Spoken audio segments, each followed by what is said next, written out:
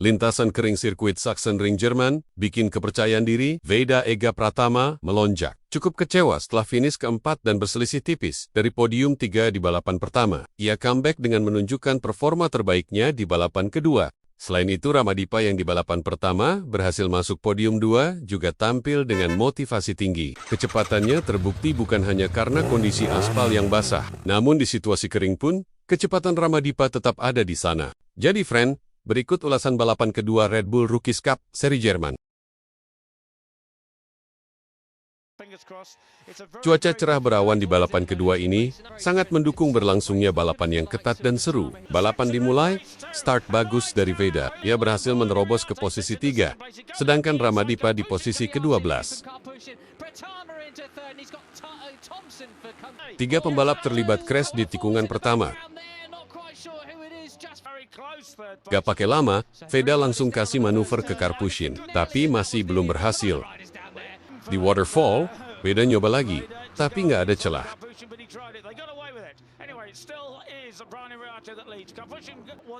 Lap 2, di tikungan pertama, Veda nyerang lagi, blok pasnya berhasil. Veda P2. Veda segera memimpin setelah melewati Uriarte. Tapi gak lama Veda disikat luar dalam. Tikungan terakhir, Veda diambil David Gonzalez dari sisi luar. Lap 3, sebel disalip 2 pembalap, Veda membalas langsung sikat 2 pembalap di T ke-1. Gak pakai lama, Karpusin dilewati Veda untuk P ke-1. Wow, Veda sangat pede di balapan kali ini. Pelan-pelan, Ramadipa sudah berada di posisi 5 dan mengejar rombongan 4 besar. Ia langsung melewati Uriarte untuk posisi keempat. Lap 4, Ramadipa kembali tergeser ke posisi kelima. Veda berhasil memperbaiki 6 posisi sejak start untuk sementara di P ke-1. Veda masih memimpin balapan dengan hati-hati.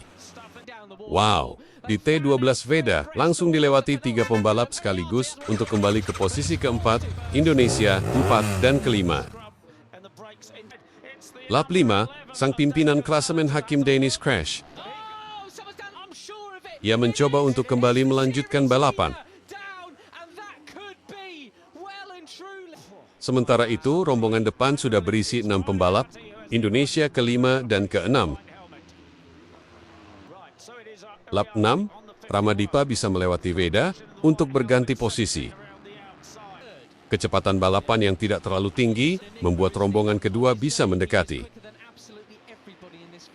Ramadipa sendirian melebar di tikungan 12.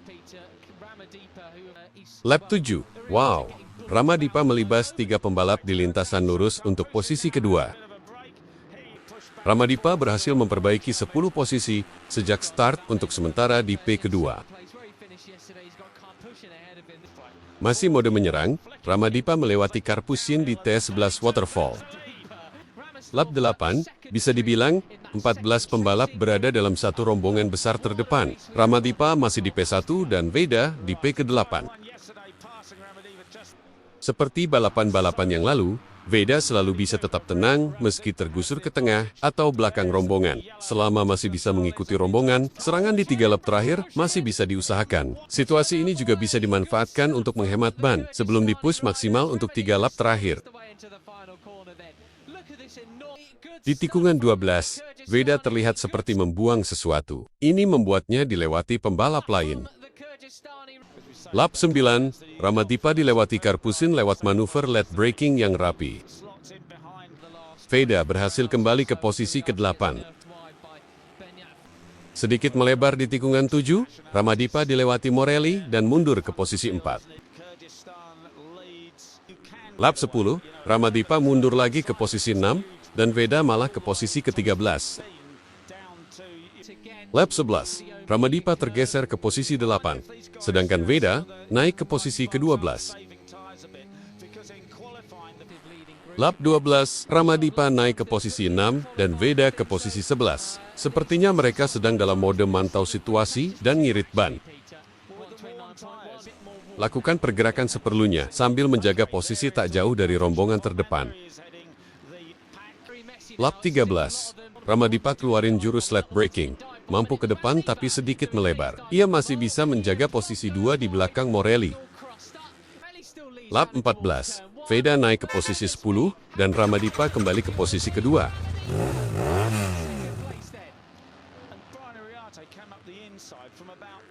Setelah saling salib dengan Bernat Fernandes, Ramadipa bisa balik lagi ke posisi kedua. Lap 15. Veda mulai melakukan pergerakan. Ia posisi 6 sekarang di belakang Zen Mitani. Penampilan Mitani cukup bagus di balapan ini. Ia harus lebih agresif untuk bisa di barisan depan karena start dari posisi ke-16. Di tikungan 12, kali ini Ramadipa yang jadi korban disikat luar dalam. Ia harus mundur ke posisi keempat. Lap 16. Melewati Ramadipa, Veda terus mengekor Zen Mitani yang agresif. Veda posisi 5 sekarang, sedangkan Ramadipa di posisi ke-8. Setelah melewati Mitani, Veda naik lagi ke P4.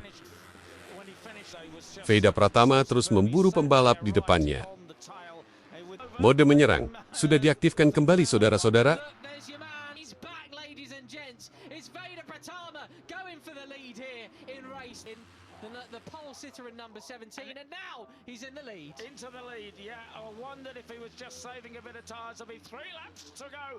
Lap 17. Veda sudah memimpin balapan dan Ramadipa di posisi ke-7. Veda dikejar Uriarte dengan ketat dan Ramadipa naik ke posisi ke-6. 2 lap tersisa, Veda gaspol dan berusaha membuat jarak. Ramadipa diberi peringatan track limit warning. Pembalap nomor 4 Sullivan Monsi terlihat membuang sesuatu, mirip yang dilakukan Veda. Benda apa itu? Di tikungan 3, Morelli crash di sisi dalam dan menghantam Uriarte. Sayang sekali mereka harus crash. Kalau nggak crash, mungkin akan ada pertarungan serunan epik di last lap. Dan jarak cukup lebar tercipta antara Veda di posisi 1 dan Mitani di posisi kedua. Last lap, Veda berjarak 1 detik dari posisi kedua.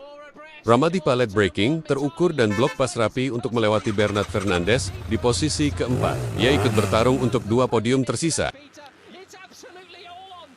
Di tikungan terakhir, Ramadipa sempat dilewati 2 pembalap. Namun ia bisa melakukan cutback karena berada di racing line terbaik. Veda Ega Pratama bisa finish dengan nyaman diikuti Mitani dan Karpusin. Ramadipa berhasil mengamankan tempat keempat yang di balapan satu lalu jadi milik Veda. Wow, bayangin, 3 minggu berturut-turut, merah putih berkibar paling tinggi di Italia, Perancis, dan kali ini Jerman. Dan yang jadi aktor utamanya, duo pebalap berbakat kita, Veda Ega Pratama dan Kiandra Ramadipa. Bangganya lihat prestasi mereka, salut banget friend. Veda secara khusus, di musim keduanya ini sangat terlihat perkembangan yang signifikan. Progres performanya sangat terlihat tanpa perlu melihat data. Taktik balapan, pengambilan keputusan, determinasi, konsistensi, hingga kepercayaan dirinya terlihat semakin matang. Friend, jika kalian ingat, ketika di Asia Talent Cup pun, pola progres dari performa Veda mirip seperti ini. Di tahun pertama adalah masa adaptasi dan pembelajaran. Maka tahun kedua sudah bertarung untuk menang. Sedangkan Ramadipa lebih sangar lagi. Sudah bisa langsung podium bahkan di sirkuit yang baru dikenalnya. Semoga mereka bisa terus belajar dan meningkatkan performa hingga ke level tertinggi. Hasil balapan kali ini cukup terlihat lebih fresh. Karena podium gak diisi oleh pembalap dari penguasa klasik seperti Spanyol atau Italia. Walau kalau gak crash, Brian Uriarte kemungkinan besar ada di podium. Yeah, today the race was incredible for me. It's a crazy race and yeah, it's a big group and yeah, in the beginning I tried to push and leading the race and try to push. I want to make a gap, but I can do it. But after that, I'm thinking. I think it's better I save my tire for the last 3 laps, and I try to keep calm and just follow the group during the race. And last 3 lap I try to push again, and finally I can finish number 1 again. And I want to say thank you to my team, Astro Honda Racing team, and thank you to all my family, my father, my mother, my sister, and all my friend, and all the sponsor, MS Gloverman, Om Gilang, and yeah, thank you very much, and also thanks to all Indonesian people who always support me. Thank you. Dengan hasil ini Veda mampu memangkas bersih 25 poin selisihnya di klasemen. Setelah dua pesaingnya, Hakim Danish finish posisi 18 di luar zona poin, dan Brian Uriarte crash dengan 130 poin. Veda hanya berselisih 24 dari Hakim Danish di puncak klasemen, dan berselisih 11 poin dari Uriarte di posisi kedua. Sementara Ramadipa naik satu posisi ke tempat 10 dengan 65 poin. Dukung terus bakat-bakat terbaik Indonesia untuk mencapai prestasi tertinggi. You can buy, of course, tech air suits for your everyday riding, or you can use a vest over or under. Terima kasih sudah mampir di Garasi Roda 2. Kita ketemu di video selanjutnya.